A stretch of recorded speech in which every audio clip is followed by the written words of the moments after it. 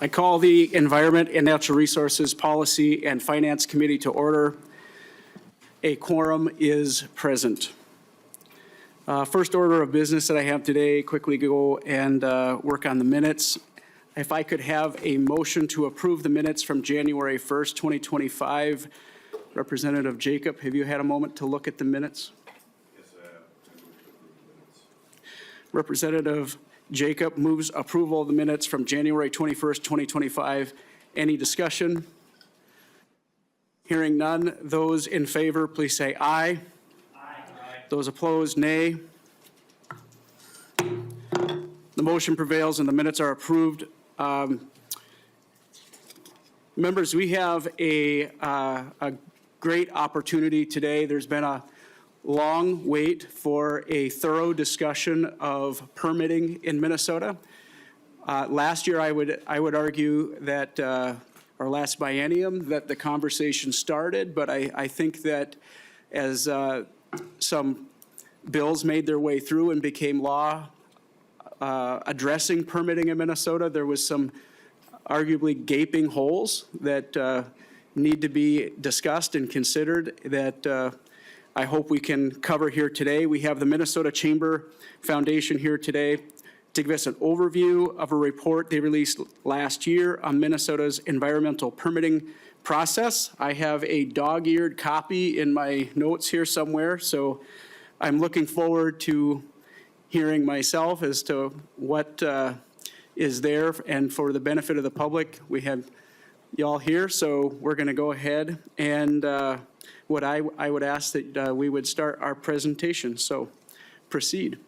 Please introduce yourselves. Terrific. Thank you, Chair Heintzeman and members of the committee. I'm Jennifer Byers. I serve as the Executive Director of the Minnesota Chamber Foundation. I'm just going to spend a minute giving you a little perspective on the work of the foundation and then turn it over to my colleague, Sean O'Neill, who share the findings of the report that was released last February. The Chamber Foundation's primary focus is conducting research on the performance of Minnesota's economy. While aligned with the Chamber, we are funded outside of the Chamber, and we consult all kinds of voices and experts when we develop our research. For example, Miles Shaver from the University of Minnesota was on our advisory committee. Tim Penny from the Initiative Foundation serves on our board. So we seek voices from economists, academics, business leaders, policy leaders to really inform our work. Our flagship report is called Minnesota 2030, and if you haven't had a chance to take a look at it, I know you're incredibly busy, maybe some nighttime reading for you, but it really takes a look at the overall performance of Minnesota's economy, and it really highlights our challenges and what we do well. So for example, we have a diverse economy, we have a highly educated workforce, but we have a number of challenges, and that report identified permitting as one of those challenges.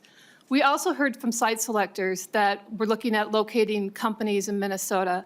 And one of the things they heard from companies is if we need a major air water permit, Minnesota probably isn't on our list. So we thought it might be helpful for the foundation to dig deeper into this problem. We know that we have heard from our members at the Chamber for more than 30 years. It's a perennial issue here at the legislature. And we thought it might be really helpful to dig in deeper and add some data to an issue that has been long plaguing Minnesota. We hired Bar Engineering, which is a consulting firm based in Minnesota, along with the Policy Navigation Group out of Washington. Bar provided the data and the scientific research, and the Policy Navigation Group really put a price tag on what it costs to lose some of these projects due to permitting. So with that, as kind of a setup, let me turn it over to Sean. Thank you, and thank you again, Chair Heintzeman and members of this committee for the opportunity to share findings from this research. Before we get into findings, I did want to set the context just a little further on why permitting matters in Minnesota's economy. Like Jennifer mentioned, we have been conducting research over the past several years, examining opportunities to grow and further develop the state's economy over this decade and beyond. And some of that research highlights that Minnesota does have a strong and diverse industry base where we have competitive advantages in areas like manufacturing, food and agriculture, natural resource related sectors like mining, energy, clean tech, as well as in healthcare and life sciences.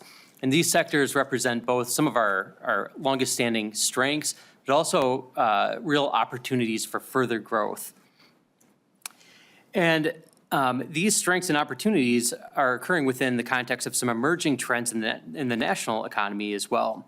So over the past few years, there's been a large surge of investments in the U.S. manufacturing sector. This chart here shows that construction spending in manufacturing spiked by 70% in 2023. It increased by a similar percentage the year before that and has continued on through 2024. So across the country, we see large-scale investments being made in new facilities and expansions of existing plants. To be sure, some of this activity is occurring in Minnesota. However, data from Site Selection magazine shows that Minnesota is lagging behind other states in the region in terms of total new and expansion projects.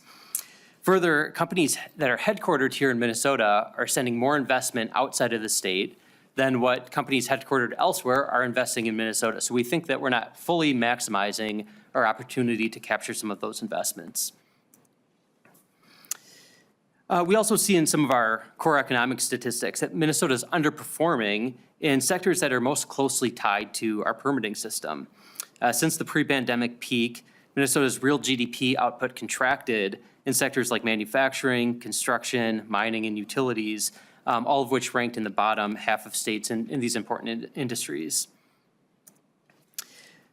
So one way to improve the performance of these sectors is to reduce barriers for companies who already want to invest and expand here. And we can do that by reducing the time, cost, and uncertainty related to the permitting process. Those are factors that businesses and site selectors account for when they're planning new capital investments. And they're factors that have led to some notable economic development projects that have failed to take place here or left the state in recent years. The state's environmental regulations are designed to both protect human health and the environment while also enabling economic development to take place through a timely and predictable process. And this is the same principle that we see being applied to permitting reform efforts around the country. The goal of these reform efforts has been to apply rigorous scientific analysis and community engagement to projects, while also providing a transparent and timely path forward for those investments. But while there's broad agreement on these principles, it's harder to discern in practice how Minnesota is achieving these objectives. So that's what we set out to do. We really wanted to produce an objective analysis that answers some fundamental questions about the efficiency and transparency of our environmental permitting system. So like Jennifer mentioned, the Minnesota Chamber Foundation partnered with Bar Engineering and their partners, the Policy Navigation Group and Squire Patton Boggs, to provide this in-depth study of the issue, and there's a full technical report that can be found on our website as well. So getting into the findings here, before I show some of the data of what we found, just want to distinguish between some of the different permit categories so we can be understanding what we're seeing in the charts. The Minnesota Pollution Control Agency designates different types of permits. These are broken out into two different tiers, with Tier 1 permits relating to more routine permits that don't require individualized actions for the facility. They don't have a public comment period, and the agency has a goal to issue these Tier 1 permits within 90 days. Tier 2 permits often involve more complex or larger projects. These are written for the individual facility and have public comment periods, and the goal there is to issue those Tier 2 permits within 150 days. The MPCA also prioritizes permit applications based on whether there's construction activity taking place at the facility and if a permit's needed for that construction to take place. So that's a way to prioritize those projects that relate most closely to economic development and job creation activities. So the report found a substantial difference in typical review times between Tier 1 and Tier 2 permits. For example, most companies are issued a Tier 1 air permit in around 1 month. The median was just 29 days. And this is clearly an area of the state's permitting process that has proven to be consistently effective and efficient for companies. However, when a company needs one of the various Tier 2 air permits, that's where we see much longer timelines. The median time to issue a Tier 2 air permit ranged from 419 days to 771 days in that 6-year range between 2018 and 2023. Breaking the data down further, we found that between 5% to 17% of priority Tier 2 air permits, so these are permits related to capital investment projects, 5 to 17% were issued within the 150-day goal that the state has. And the range of issuance timelines vary significantly as well. Some priority Tier 2 air permits were issued in as few as 29 days, while others took much longer. And the median time frame was 351 days. The average was 586 days. As we'd expect, non-priority air permits that don't involve construction activities experience longer timelines. As the chart here shows, the median time frame to issue a non-priority Tier 2 air permit was 887 days, with the average being close to 1,300 days. Now, in many of these cases, this doesn't pose a significant issue for the business because they can continue operating while that permit is undergoing renewal. However, it can become problematic if a company has a permit that's in this waiting period and they're looking to make a capital investment that would require moving that permit forward. The Policy Navigation Group, one of the research firms involved in this study, also looked at how Minnesota compares to other peer states in issuing air permits. And to do a similar comparison, they looked just at federal air permits, where the standards would be the same regardless of where that facility is located. And they also grouped permits together by similar industries and types of projects to try to get that as close to an apples-to-apples comparison as they can. And their analysis found that the average timeframes to issue these permits in Minnesota took 1.5 to 6 times longer than in other peer states. States on the low end, like Iowa and Illinois, issued these permits in around 110 days. And states on the higher end, like North Carolina and Colorado, were over 400 days. But again, Minnesota's timeframes were considerably higher, averaging 656 days over that 5-year period. And these permitting differences are estimated to have an impact on the state's economy. When a business has to delay construction of a capital investment project, it means fewer days where they can produce goods, hire employees, spend in the local supply chain, and add revenue to the tax base. And when these missed days of operation are multiplied over time and across facilities, it can add up to real economic impact for the state. Policy Navigation Group estimated that Minnesota could gain anywhere between $260 million to $910 million in additional annual output and create an additional 960 to 3,400 full-time equivalent jobs per year if Minnesota's permitting timeframes were reduced to match these peer states. Bar Engineering also looked at timelines for the state's water permit programs. And here the finding was that the typical timeframes for Tier 2 industrial water permits were similar to what we saw with Tier 2 air permits, but they were just requested far less frequently. Since 2018, the agency received only 15 priority applications of this kind. But of those 15, only 3 of them were met within the 150-day goal. And the average issuance timeframe was between 377 days for major modification and 476 days for a new permit issuance. Also similar to what we saw with air permitting, the state's Tier 1 water permitting programs are typically issued very quickly, with companies usually waiting just days to get something like a Tier 1 construction stormwater permit. So there's clearly areas of both strengths and challenges with these programs that need to be considered. The researchers also found that Minnesota has a higher average number of administratively continued water permits compared to other peer states. As of the third quarter of 2023, there were 152 administratively continued permits in Minnesota, and those permits had been extended extended beyond their permit term for an average of 6.6 years, which is nearly twice as long as the average for other states. Over a 5-year period, Minnesota issued 75 permits compared to an average of 214 in other states. So we're also issuing fewer industrial individual permits. I apologize, that's the data that relates to what I just described.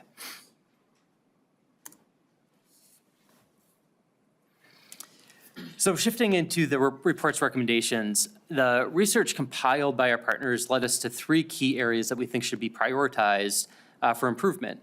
And one is to simply reduce the time it takes to issue Tier 2 air and water permits, bringing review times closer to that 150-day goal. There are areas of the state's permitting system that do move quite fast and efficiently, but there are others where delays are more commonly experienced. And focusing efforts on reducing timelines associated with those areas, especially around priority Tier 2 air and water permits, could have a beneficial impact to our economy by allowing more certainty for companies and allowing them to get through that permitting process faster and be able to start construction earlier for an expansion or a new facility. Second is to address the backlog of permit renewals and minor facility modifications. And we think this would improve overall system efficiency and reduce some uncertainty for companies that might have an administratively continued permit and could be hesitant to move forward with a capital investment or expansion given that delay in renewing a permit. And lastly, one of the most critical goals is to increase transparency and collaboration with companies as they go through what can often be a quite complex process here. We identified a number of ways to do this across the state's programs in air, water, as well as in wetlands and environmental review, so that companies can better predict and plan as they look to build or expand a facility here.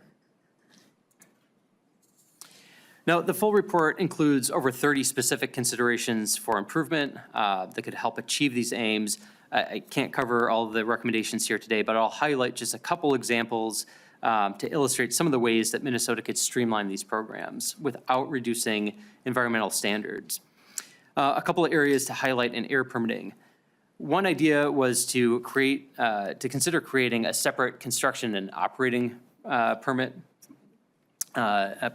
programs the way many other states do. There might be some trade-offs to consider here, but there's some evidence to suggest that separating these permit programs rather than combining them into one, as Minnesota currently does, could be more efficient and help accelerate project timelines. Another suggestion is to enhance the state's expedited permitting program.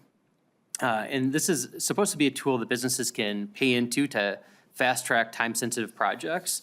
And Minnesota currently does have an expedited program, but it's not clear how often this option is available to companies or how effective it is, since the agency doesn't publicly track who uses it. Our report suggests some alternative ways to structure this program and make it more widely available that could add external capacity to improve timelines for these project outcomes. Moving on to water permitting now, a couple suggestions here were to, one, provide a schedule for the applicant upfront in the process that documents the various steps of the process and expected timelines for those steps. And this could be very helpful in both air and water permitting programs.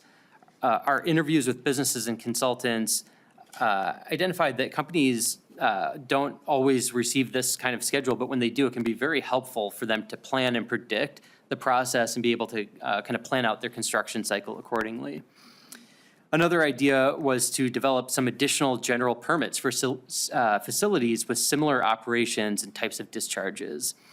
This could leverage the strength of Minnesota's Tier 1 programs and create more standardized and streamlined processes in cases where that's appropriate. And then lastly, I'll just mention briefly that the report does assess Minnesota's environmental review and wetlands programs and provide some recommendations on each of those. And in both these areas, it was difficult to measure timelines and efficiency because there's just not publicly available data that's recorded for those areas. But our research partners did identify some changes that could eliminate redundancies, streamline the application process, and improve tracking and reporting of outcomes. So I will conclude there, but happy to take any questions you have. Thank you, and yes, we do have a question already. Representative Warwas. Thank you, Chair. Mr. O'Neill, is it? Yes.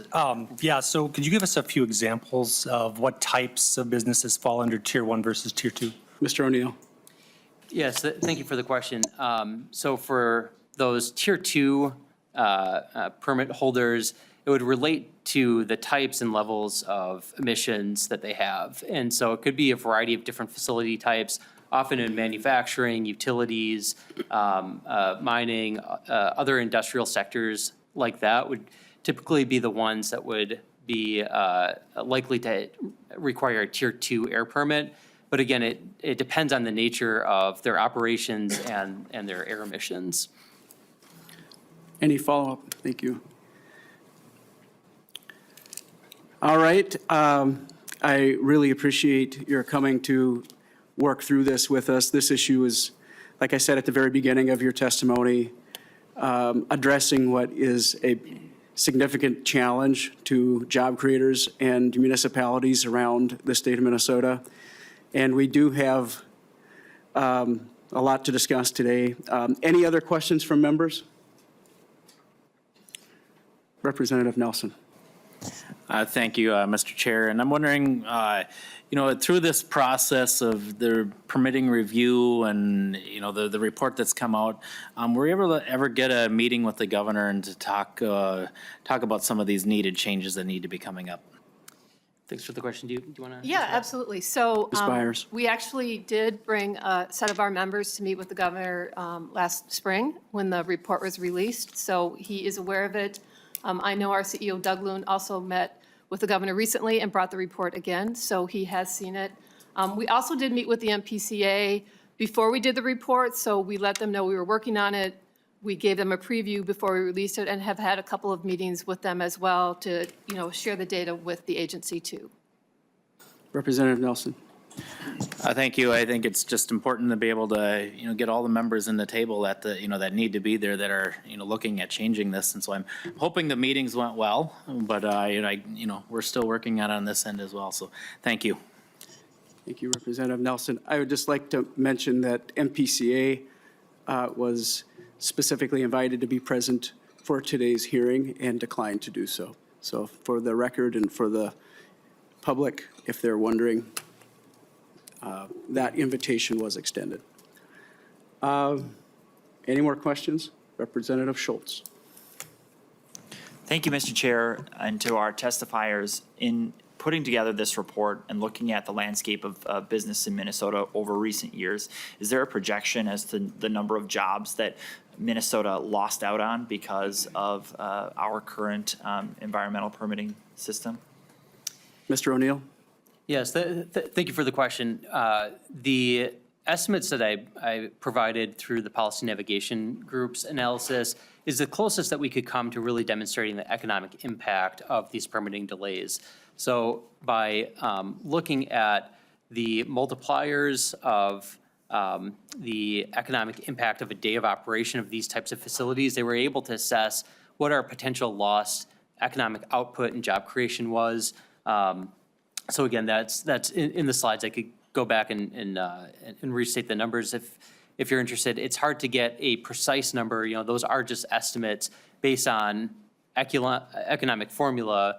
So it's harder to kind of get that exact number because companies make decisions that aren't publicly announced. They might expand somewhere else without announcing that they were considering Minnesota but didn't because of a permitting issue. So really, we approach that as best we could to get a sense of what that's costing our economy. Representative Schultz. All right.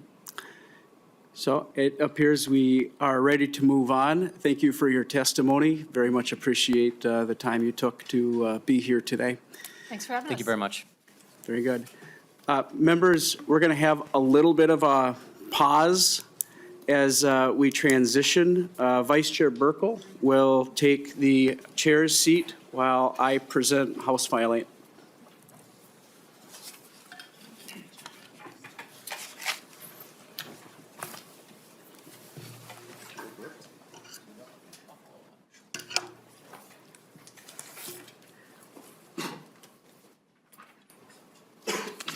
All right, where are we at? Perfect, right there. Give him a second to, oh yeah.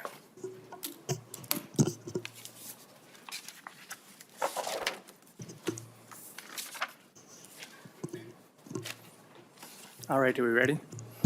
Chair Heintzeman, would you like to move your bill and get it before the committee? I would, thank you, Chair Burkle.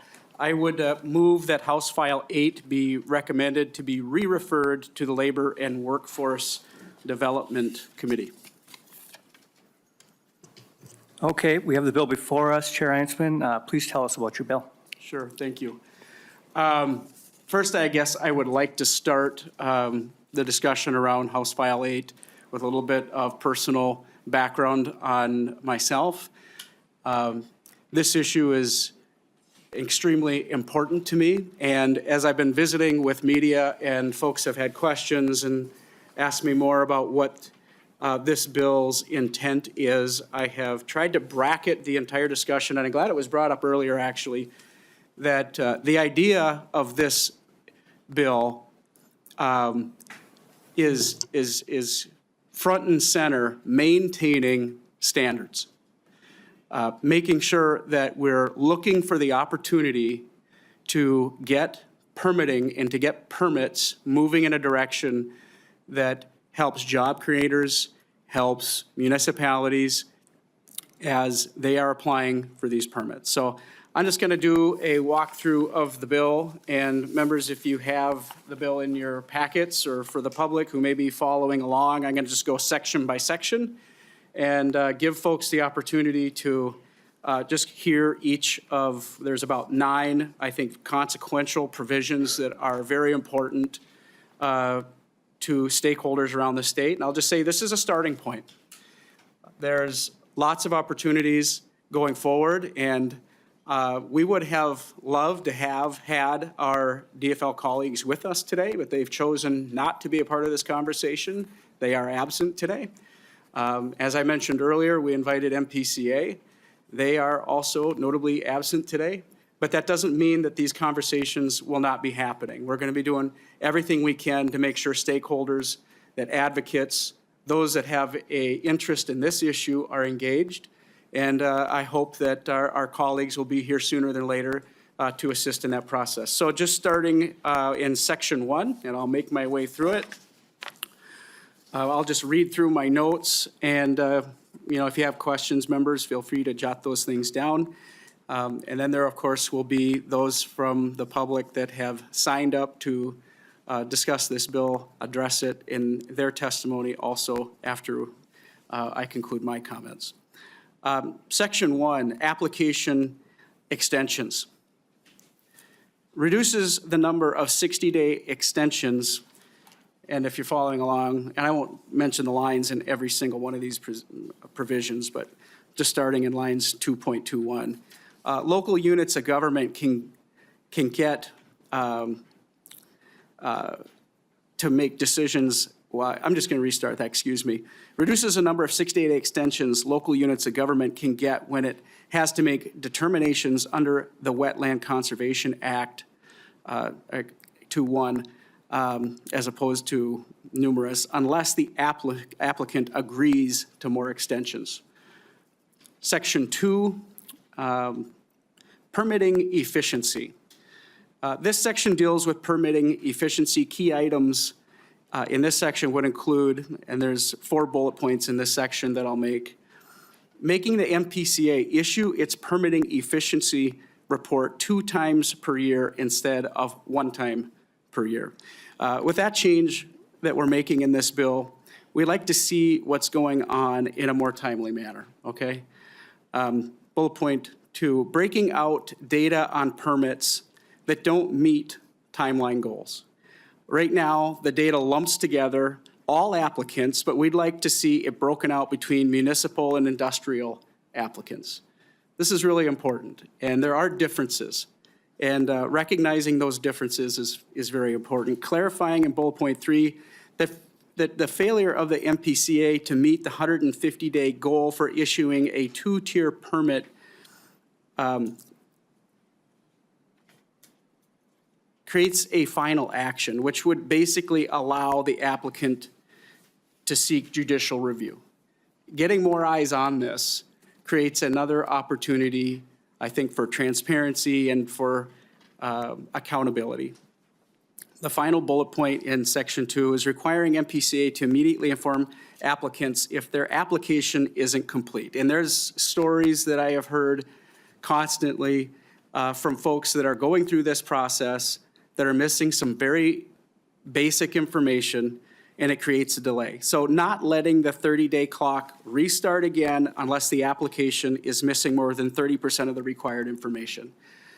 There's probably more conversations to have on this, but this is a starting point, and we just decided that this would be an opportunity to address this challenging problem that folks face when they're trying to go through this process. So Section 3, permits. Section 3 would allow MPCA to issue separate permits for operation and construction.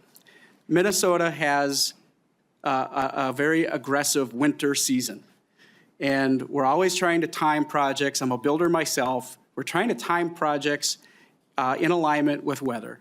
And there are opportunities, as we're reaching out and hearing from people working on acquiring permits, where a two-permit process could be especially helpful. This would bring Minnesota in line with several other states, Colorado, Illinois, Wisconsin, Michigan. The thought with this is get these projects going so we don't miss our opportunity due to weather, due to frozen ground. I think just this last week, my town was 27 below zero in Nisswa. So obviously things are impacted by frozen ground. So that's challenging. Section 4. Section 4 modifies existing law that allows applicants to request and pay for expedited permitting. We just heard a few minutes ago about an expedited process. If the applicant agrees to costs and timelines with the MPCA, this could be a real help to get these projects moving forward sooner. It would allow MPCA to retain the fees it charged even if it gets the permits done ahead of schedule. I think that's a perfect example of incentivizing good work. It's a carrot approach to trying to get permits out sooner than later, as opposed to, I think, arguably there are examples of incentivizing delay. Section 5, petitions for an EAW.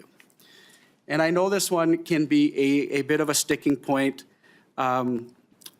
for folks that are, in the sphere of groups and organizations, but I think this is really important, and I've decided that we're going to include this and have this conversation. This section would limit who could petition for an EAW from 100 people who live in the state to 100 people, so not reducing the number of people, but reducing where that petition can come from. So I'll just start again so it's perfectly clear. This section would limit who could petition for an EAW from 100 people who live in the state to 100 people who live in the same county or an adjoining county.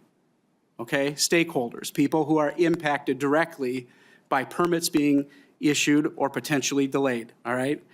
I think that this would keep the say on proposed projects to those who are actually affected, right? Section 6,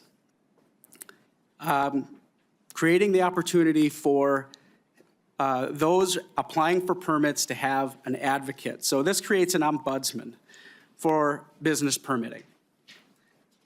There's lots of folks who are intimidated by this process, maybe are new to applying for permits. There's numerous examples, probably endless ones. This section would create a new ombudsman for businesses or for business permitting at deed. Having it at deed puts this advocate at arm's reach to those applying and arguably arm's length from MPCA, and the mission would be to assist businesses of all sizes, but particularly the small ones I referenced earlier, with getting through the bureaucracy of a permit. We're not eliminating, again, those standards, and that bureaucracy has been created to make sure that we're exhaustive in our effort to get the desired protections. But let's try to help people through that process, right? Section 7, scoping EAW not required for projects that require a mandatory EIS. Under current law, applicants who fall into a mandatory EIS category still have to do a scoping EAW. This section eliminates that requirement, which will get rid of duplication efforts on behalf of both the MPCA and the applicant. And I was fielding calls from folks who had questions on this earlier today, and there's been some confusion on it, but I think that this is a good step in reducing some redundancy, as I said, and we are, again, kind of hearkening back to the discussion from earlier as we were learning about Tier 1 and Tier 2 permits. When you have a huge project and you're going to go through an exhaustive process, let's not be redundant. We already know what's going on. Let's make sure that we are not slowing down this challenging process, getting permits out by being duplicative, right? Section 8, state implementation plan revisions.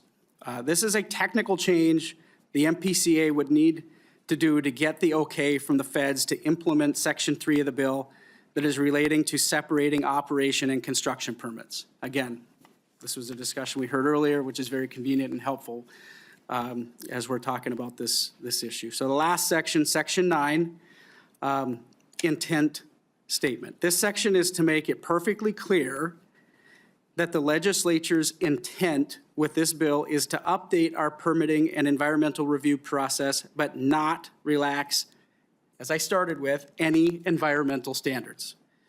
We all want clean air. We all want clean water. We want clean environment for our families. This bill does not relax any existing standards. It is an attempt to get at the process moving in a more predictable and timely manner.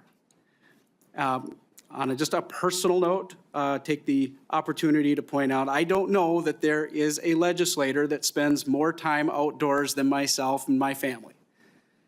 The greater Minnesota region, my district, the Nisswa area is a destination for most Minnesotans. And it is absolutely critical that we have clean water in the lakes area, that we have clean air, and that we are not polluting the land that we live in, right? And so I wanted this section in there just to clarify and to preemptively point out that this bill does not lower or relax existing standards, okay? That is the sections of the bill that I wanted to cover in my presentation. And then also, before we go to questions, I want to mention in your packets, members, you have a number of letters of support. I'm going to highlight a few of those for the public and for members. If you haven't gone through your packet and read every one of these, shame on you. So I'm just going to quickly mention, just in case. We've all had a busy day today. So I want to mention that there's a letter from building trades. This is 70,000 members strong. Having their support is critical to this moving forward. Jobs for Minnesotans. There's also a letter, Representative Warwas from Mining, Minnesota. There's a letter from Rams, again, Representative Warwas. I think that you might have some association or recollection of a connection there. There's a letter from pork producers in support. Minnesota Biofuels Association, letter of support. Apex, letter of support. And then there are a few that I've also mentioned that oppose the bill. And that's fine, we invite that. We invite the discussion to go through this together and figure out a path forward. So I think we have three. I think Nature Conservancy is in the audience today. They may have a few words as well as a number of others. I will lastly point out that AgriGrowth has a letter. I'm thinking that it's indifferent to some extent, but they may want to testify and share their feelings for themselves today. We'll see. And then there's another letter of support from, I believe, Red River Watershed. If I've misspoken, someone is more than welcome to correct the record, but I just wanted to put that out there and mention those letters. And Chair Burkle, if there is a next step, I would look forward to that. Thank you, Chair Heintzeman. I see we have a few people lined up to testify, and I'll ask that they introduce themselves for the record when they come up. First, we'll start with Lauren Cervic from Minnesota Pork. Please introduce yourself for the record and begin your testimony.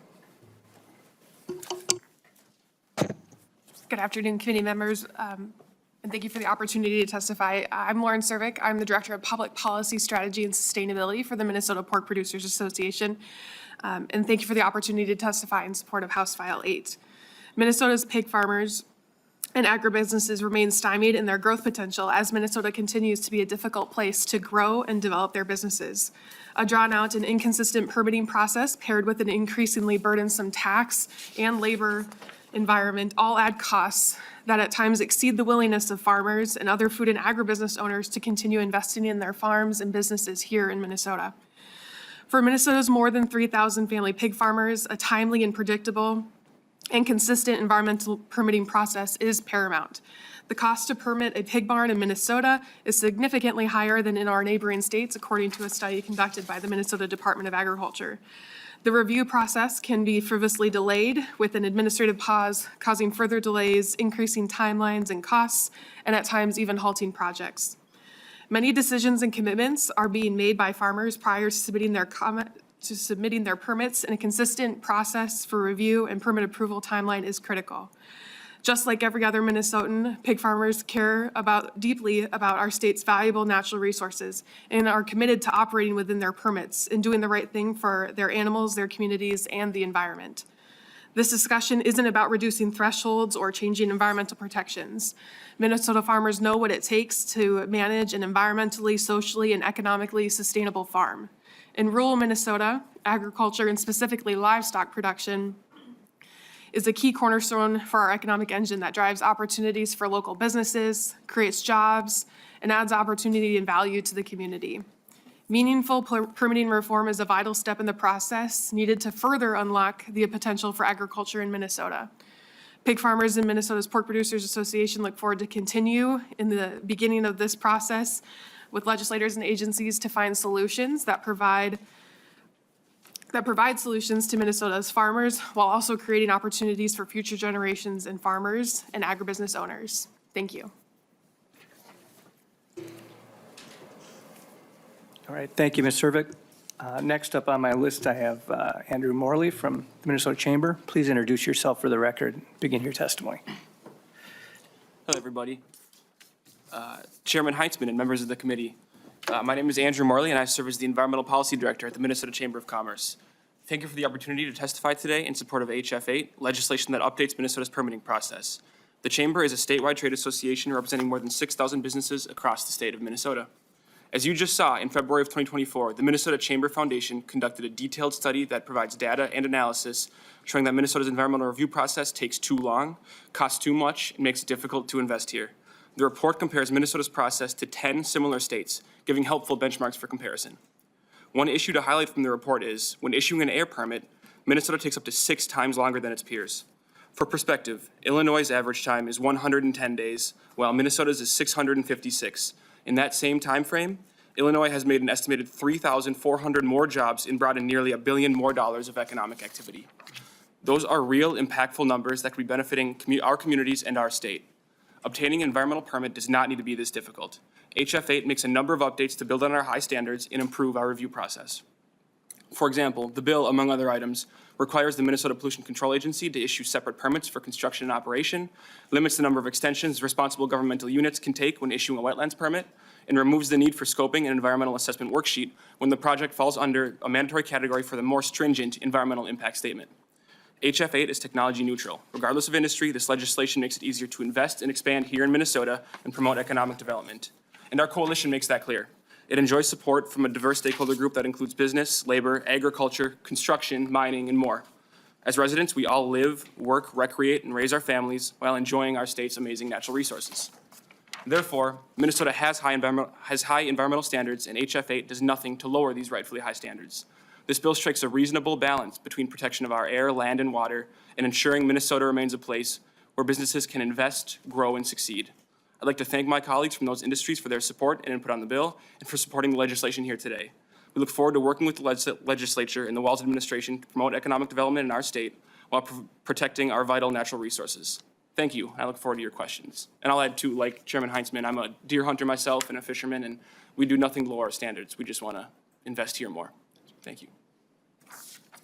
All right, thank you, Mr. Morley. Next up on my list is Rob Sipp from the Red River Watershed Management Board. Please introduce yourself for the record and begin your testimony. Thank you, Chair Burkle. My name is Robert Sipp. I'm with the Red River Watershed Management Board, Northwest Minnesota. I'm the executive director up there. And today my comments will focus a little bit more on the watershed world. Again, I also want to thank Chair Heintzeman and others for working on this bill. It's something that we do support. And so the Red Board, we do have several projects in our funding process right now with financial commitments of just over $39 million. Total investment in our projects to date is actually right around $70 million if you look at state dollars, a little bit of federal funding, and then a good chunk from the local governments that we're working with. And with the 10 projects that are in our funding process right now, our districts have spent about $5 million on permitting and environmental review costs. And these costs are about 30% of the non-construction costs.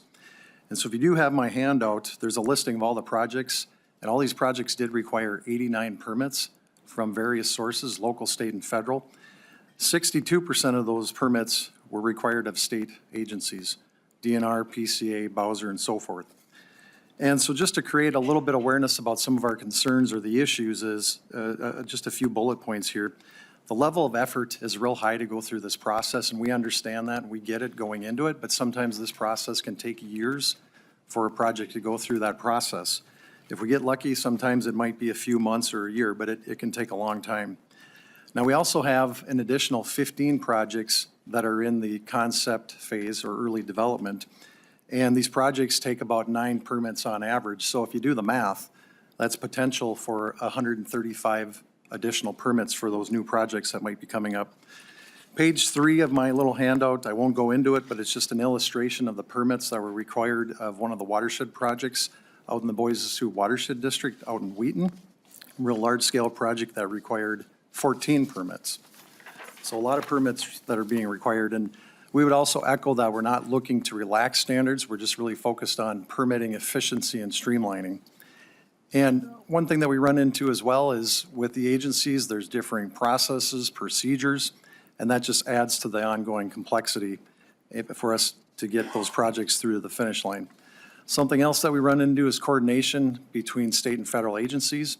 And for example, what the state does for environmental review cannot suffice for what the federal government requires and what they do. And so just a quick example, sometimes there's projects that we do jointly with our watershed districts in the state of Minnesota, particularly DNR.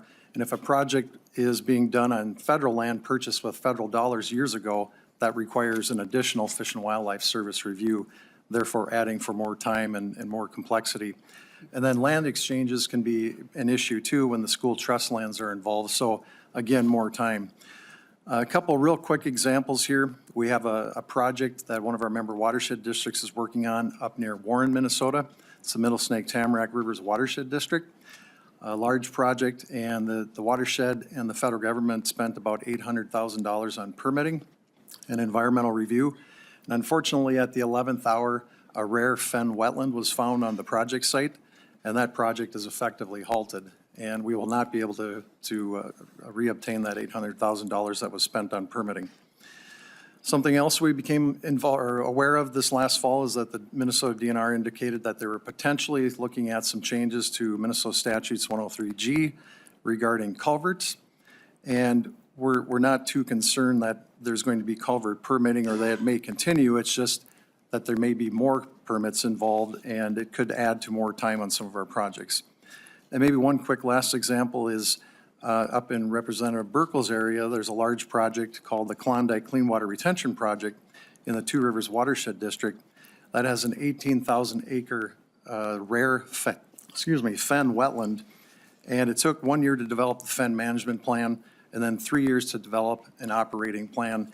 And that's because of all the agencies involved with wanting to have their input on the projects. Now, we do welcome input in the Red River Valley on our projects, but we are looking for more streamlining and more coordination. So just to wrap up, what is needed? We're looking for a comprehensive review of environmental permitting processes to ensure efficiency and streamlining. And we do typically spend a lot of time commenting on agency rules as they come up, and we're happy to do that, but we just feel like we're not being listened to. And we really applaud the efforts here today. So again, we'd like to see higher levels of coordination between state and federal agencies. And then lastly, to wrap up, greater recognition and acceptance of regional processes, possibly in lieu of state permitting. So up in the Red River Valley, we have something called the 1998 Mediation Agreement, and that's a whole nother topic that we don't have time to get into today. But with that, I will be done here, and I thank you for the opportunity. All right, thank you, Mr. Sipp.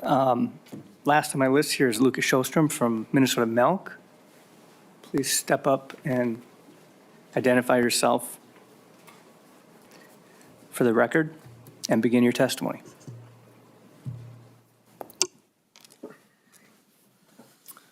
Thank you, Chair Burkle and members, and thank you, Chair Heintzeman, for bringing this forward. I'm Lucas Sjostrom, Executive Director of the Minnesota Milk Producers Association, representing the interests of the 1,600 dairy farmers in Minnesota. I testified today in support of the bill and the amendment that were presented here today. A permit reform, to be clear, as was said before, just the order and timing of paperwork to get the permit, not debating any of the environmental standards here, has been one of Minnesota Milk's primary issues for at least the last 10 years since I've been involved, and likely long before. The amendment allows farmers and responsible government units to accept applications when it makes the most sense for them. In this case, as farms enter the environmental review process, we currently have a system where they need to go for the most expensive and longer process first, and then after they pass the process, and they all have, because we have good enough environmental standards to remain in business as farmers, we go back with the faster, less expensive, but more controversial local process. It makes sense to align these proceedings with the farmer's business and schedule, and also tighten the schedule so much as possible, as construction delays in any area can set back an entire project. So please support this effort. Thank you. All right, thank you, Mr. Sjostrom. Is there anyone in the audience who would like to testify in this bill? Okay, seeing none, I do see we have an amendment. Is Representative Nelson to your amendment? Yes, thank you, Mr. Chair. And this amendment, the A1 amendment, it really, it's clarifying that local government and any state review or EAW can be taking place concurrently. And that it's really just a clarification of the process, and sometimes there's too much who's on first, and so that's what this amendment does. All right, Representative Nelson moves the A1 amendment. Is there any discussion on the amendment?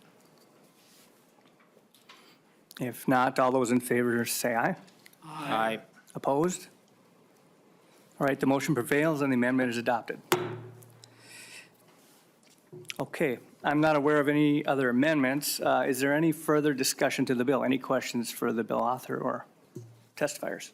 Representative Schultz. Thank you, Mr. Chair, and I believe that my question would be for Mr. Morley, if you can come to the table. I understand that the bill does a whole host of things that should enhance the ability for us, just like this most recent amendment, to kind of work concurrently. And I know that there's the section of the bill that relates to the differences that exist between kind of operating and construction permits. Can you share with the committee, are there other states that do this currently? And if so, why is that important for us to adopt in this bill? Yeah, Mr. Chair, Andrew Morley with the chamber. Thank you, Representative Schultz. Of the 10 states that the report looked at, the foundation report looked at, Colorado, Illinois, Iowa, Michigan, North Dakota, South Dakota, Tennessee, and Wisconsin all have separate operating construction permits. As you can see, not a blue state thing, not a red state thing, just an efficiency thing, really. And to your question about why Minnesota should adopt it, as we heard, from Representative Heintzeman, we miss construction windows, right? You can get that construction permit offered or get started on it, and then you're still waiting for your operating permit. So it's important that we separate those two out to make sure that in Minnesota, with our cold construction season, we don't, miss any opportunity here. Thank you, Representative. Is there any further questions? Or do you follow, Representative Schultz, or you? Any further questions? All right. Seeing none, Representative Heintzeman renews his motion, correct? Correct. For House File 8 as amended. To be recommended to be re-referred to the Labor and Workforce Development Committee. All those in favor say aye. Aye. All those opposed? The motion prevails. Seeing no further business, members, that concludes today's agenda. Next week's agenda will be announced shortly. Keep an eye on your email. With that, we are adjourned.